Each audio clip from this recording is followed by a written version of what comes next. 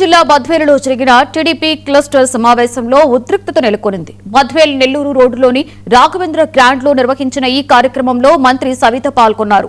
మంత్రి ఎదుటే తెలుగుదేశం పార్టీ శ్రేణులు రెండుగా చీలిపోయారు. మాజీ ఎమ్మెల్యే విజయమ్మ వర్గం ఒకవైపు, డీసీసీ చైర్మన్ సూర్యనారాయణ రెడ్డి వర్గం మరొక వైపు ఏర్పడి పోటాపోటీగా నినాదాలు చేసుకున్నారు. దీంతో ఆగ్రహం వ్యక్తం చేసిన సవిత తాను కూడా రాయలసీమ బిడ్డననే విషయాన్ని గుర్తుంచుకోవాలి అన్నారు. తెలుగు తమ్ముళ్లు అంటే క్రమశిక్షణకి మారుపేరని, ఇన్ఛార్జి విషయంలో మండల బూత్ స్థాయి నాయకులతో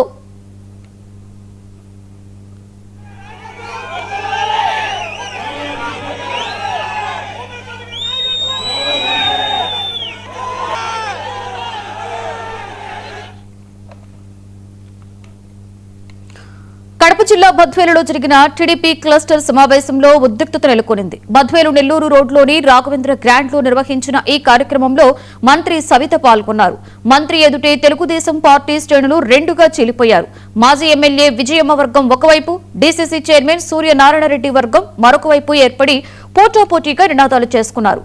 దీంతో ఆగ్రహం వ్యక్తం చేసిన సవిత తాను కూడా రాయలసీమ బిడ్డననే విషయాన్ని గుర్తుంచుకోవాలన్నారు.